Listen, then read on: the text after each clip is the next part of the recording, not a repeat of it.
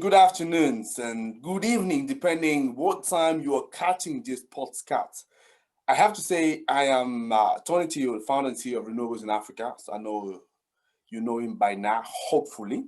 And we are here in a very special program, which is all about how do you become a solar entrepreneur and get funding. But if we come back a little bit, the key word here is how do you become an entrepreneur? I'm sure there's all the technical knowledge that you have that you want to deploy, but this is a marathon and this is a journey that you're embarking on. And the reason I wanted to talk to this man that I have as a guest, I'm sure you will very quickly understand. So first of all, Ezra, it's a real pleasure for me to have you. So we know each other for a very, very long time now. Indeed. So yes, Indeed. so I thought as I'm talking to my guy here, you definitely the best guy I want him to to deal with. So how are you doing? I'm good, man. I'm well. I can't complain. I can't complain. Life is good. Life is Excellent. Oh, good. life is definitely good. When I look at your office, it makes me jealous. It's beautiful. It's quite different from when we first met. So, Yeah. Ezra, so I just want to make sure that people really understand who you are. Mm. So, would you mind please introducing yourself? Yeah, absolutely. So my name is Ezra Ben Israel. I am the founder and owner of Edifying Answers, which is a training consultancy. And our aim really is to unlock insight through our transformational workshops and webinars. And we deliver a whole range of different type of specialist workshops on things like resilience and burnout, positive thinking, the power of the mind, healthy me, exploring anxiety, knowing your why, like knowing your purpose and where you want to go in life, managing stress, and my latest program, which I've designed, which is Manifest Your Hmm. Greatness. And so, there's a whole range of different workshops we do to kind of empower people Mm-hmm. to achieve and to do their best. A bit more about me. I'm married, 18 years. I have two children. Mm-hmm. I'm passionate about empowering others Okay. and giving them the skills to navigate through life. That's one of the things I've been doing, over a decade. And I believe really in holistic well-being, and that is paramount for sustainable health, Mm-hmm. wealth, and success. And people just think of well-being in just one way, but it's multidimensional. It's not just about financial wealth. It's Mm-hmm. about mental wealth, Mm-hmm. physical wealth, relationship wealth. And so I do a lot of work with people around um, being able to make sure they keep everything balanced, because you can have all the money and be poverty in terms of your well-being and your mental thinking. And Mm-hmm. so that's really where a lot of my work comes in. Excellent. That's just fantastic. I think people start to understand why I definitely so desperately wanted you to come for the program. Because ever since I've known you, yes, you've always been this guy who sort of knew what to say to people to boost their morale, right? Mm. So it doesn't surprise me to see you where you are. So the question I wanted to say, so although it seems seamless, so what was your journey for you now to become, I would say, a motivational speaker? So I don't know if you like the term or not. Some people don't like it. So if you don't like it, just let me know what's the right one to say. But clearly for me, you're a guy who inspire people. So what Yeah. was your journey for you to get into that spot? Yeah, well, it's an interesting one actually. I'll try and keep it brief, but I worked as a lab technician for about 5 years, and in 2005, my wife actually saw an advertisement for an apprenticeship to get into the substance misuse field. So I applied for it and I got it. Hmm. And while working in that field and working in that sector, I was working in a prison setting. I worked in prisons for 12 and a half years, supporting people around their substance misuse. And while I was in there, I really developed a lot of the skills because I was dealing with people in their worst conditions when they were coming into prison, mentally and physically, and working with people in a very oppressive environment, which creates certain types of behaviors. And it really gave me so much skills to be able to help people with decision making, dealing with mind traps, overcoming fears, overcoming, guilt and shame and all the emotions that keep us bound and trapped. And so over the time, one of the things I did notice was that within the prisons there is a lack of resources. Mm-hmm. And so often when people were coming in to get the support that they need, we didn't have the resources to do it. And I've always been a person that says, well, if it's not there, don't complain, do something, make it better. Mm-hmm. And so what I started to do was if someone came to me with issues around anger, I would design my own worksheet Okay. and do that with that person. And then things around mindset traps and all different things. And over the years, I built up a massive portfolio. I've got so many different tools that I can use. Mm-hmm. And then also during that journey, I started doing group work. And when I Mm-hmm. started doing group work, that was when I found my passion. I Okay. loved working in groups, motivating people, giving people the skills and the tools to develop themselves, to heal themselves, and to really look at themselves in a holistic manner and frame of mind. Mm-hmm. And so what happened was I then got into delivering training for staff. And people would always say to me, man, you should set up your own business. You're really good at this, blah, blah, blah, blah. And for years, I was like, yeah, yeah, yeah. And I didn't do it. I didn't do Mm-hmm. it. It was the fear. It was the fear factor, which I talk about a lot. So I talk about things that I've experienced and gone through, Okay. and then eventually what happened was there was a tipping point and I realized, you know what, there's too many people talking about this. There's too many people um, talking about my training. And even years later, someone come back, oh, I remember that training you did. And I said, okay. Mm-hmm. So in November 2018, I said, right, that's it. I'm going for it. So I set up Edifying Answers. Mm-hmm. Um, and it's just been a journey from then, just growth, development. I set up my YouTube channel. I've got about 93 different videos on there now, different snippets from webinars and talks, and where I've supported people and done motivational videos. And I've just gone from strength to strength, really. Mm-hmm. And I think since COVID-19 kicked in, it forced me to kind of go online a lot more. But even in doing that, it's blown up. Like there's been so much more opportunities that's come. There's been so much more material that I've been able to develop. So it's been a good journey for me. It's been a good journey. But I think throughout that journey, there's always a struggle, a challenge, a situation that you have to overcome. And that's what I've learned in my journey, and that's what every entrepreneur has to recognize and understand, that life don't get easier, we just get stronger. Ah, I love it.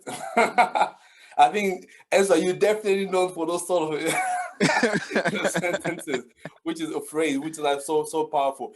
I can definitely say, like I said, we've known each other 10 years plus now, I don't know. Mm, But definitely when I look at you now, you're a different man. You definitely look yeah, different. I can really see that you have found your passion. And as you say, and I remember when you were telling us about your experience working in prison when people are at the low point, the lowest point of their life, absolutely, most of them. And if you're able to have them at this stage, so just make life absolutely, so easier, for people that are outside, right? absolutely. So that's great and fantastic, and I'm happy to hear that, and I'm happy to see you there. And Mm, you sort of almost transitioned to my third question, which was you talked about the challenges because you said that you had a fear factor, right? That you managed to overcome to yeah, do what you're doing right now. yeah. But with regard to your other challenges, can you give us a bit more understanding what was it all about so that people can really understand how they can go through that themselves, how they can be inspired by that? Absolutely. I think like in terms of challenges, I think like there is a whole range of different challenges that you will go through as an entrepreneur. you know um, I could just list, I've been through racism, I've been prejudged. It's dealing with the unknown. Like that's one of the biggest challenges that we all have to face, like the unknown, not knowing what's the next move, what's going to happen next, how this deal, this contract is going to work out. Mm, It's about learning to forgive and let go. Like all of these things are challenges that we go through. Procrastination, those things that you're not sure about, those things that you're uncomfortable with, we procrastinate. mm, So there's all different types of challenges that we go through, but the one that I want to speak on in more detail, mm, because I believe this is one, it's a continuous one that we all go through, but it's one that holds so many people captive, mm-hmm, is managing your thoughts.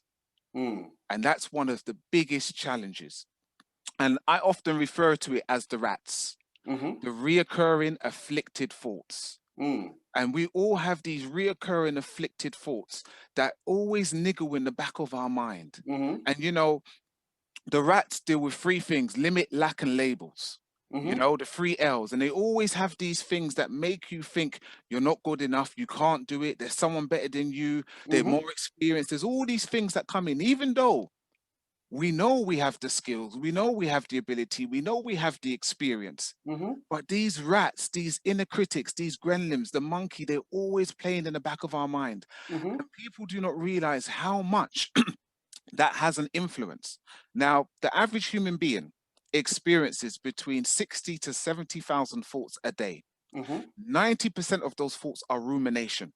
Mm-hmm. So think about this, depending on what we are thinking and ruminating on, that's going to determine our actions. That's going Mm-hmm. to determine our confidence when we're going forth to have a discussion about a contract. Mm-hmm. And so it's really important that we are aware of the rats and we use our cats, which is our counter affirmative I thoughts. love it. This is why we have to have affirmations in our life. This is why we have to tell ourselves, I Uh-huh. can, I will, I am. Those positive anchor statements that keep us in the Uh-huh. place that we need to be. So that's the one that I would really say is the one that gets so many people. And I'm sure people, as they listen to this, they're going to identify and recognize where there's when. And the way how I get people to understand this is if you think about what is the one thing that you want to do Mm-hmm. before you leave this earth, right? And then the question that comes into your head or the thought that comes into your head when you think about that lets you know what your issue is. But da, da, da, da, da, because there's always something that comes in. It's the Mm-hmm. rat that says, yeah, but you can't do that. Yeah, but that won't be possible. Yeah, but there's so much other people doing that. And it's the managing our thoughts that is key because your thoughts are the precursor to Mm-hmm. everything that will become a reality in your life. That's just so beautiful. So you want the cat to catch the rat? Absolutely. No, Absolutely. that's brilliant. I'm almost a rapper there, I could say. I think Ezra, I think let me close that with the last question. But Mm, before we go into that, I just want to remind people that are going to be watching this podcast. This is actually the first part of the podcast, right? Just for you to get an idea of who Ezra is and how powerful he is, his personal story and the message that he has to carry across. And the fantastic news in the second part, which is actually in the master class that we have developed, put together for people that want to be solar entrepreneur and want to learn and know how they can attract and get the funding they need for the project. So Ezra is going to be diving into some of these issues and giving you a little bit more information. So you want to make sure that you sign up for the program for those of you who are interested. But for this first part, obviously that's available for everybody because we want everybody to get to know Ezra, and we mm. also will be making sure that it's available, this conversation on all our platform. So Ezra, because we're talking about solar entrepreneur here, I know you're not a solar entrepreneur per se, or maybe not yet, but as I said, the key words here is entrepreneur. I'm an Mm, entrepreneur, you're an entrepreneur, and we're talking to entrepreneurs, people that want to be entrepreneurs, right? absolutely. So one thing that we know is all start here, right? Yeah. So I wanted to you to tell us, why do you think solar entrepreneur need to fortify the mind? Okay. So, for those listening, make sure you get a pen and pad and let you take notes. I'm going to give you four reasons, okay? Just four. There's many, but I'm going to give you four today. The first one is that the mind is the battlefield. The mind is the battlefield. All wars are won first in the mind before they're won in reality. And as the saying says, where the mind goes, the energy flows. When you are thinking on positive things, when you are thinking on things that you are confident about and that you know you can do, the energy that comes to you is much more upbeat, strong, and focused. But when you go into something thinking that you can't do it or that you are not skilled enough, the energy that comes into that is much more low frequency and it makes it much harder for you to go forth and do what you need to do. So I always tell people wisdom is avoiding thoughts that weaken you. That's number one. The mind is the battlefield. Number two, our thoughts trigger emotional responses. And this is why we have to guard our minds. Most people do not realize this, right? But when you are continuously operating out of certain types of emotions, it has physical complications in the long run. If you are continuously worrying about things, worry actually weakens your stomach. If you are continuously engaging in fear, and fear stands for false evidence appearing real, the reason why people often fear is based on future things that have not taken place yet, and it's coupled with your imagination of how you think it may be. So it's false evidence appearing real. But if you were continuously fearing weakens your kidney. And then we have stress. Mm. So stress, as we know, is a killer.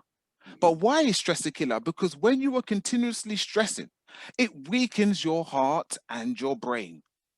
So the second thing we have to understand is your thoughts trigger emotional responses. The third thing I want to touch on is the impact of stress in terms of what it does in your body. Okay. Now there is stress hormones that are released as a result of stress. Okay. Adrenaline and cortisol.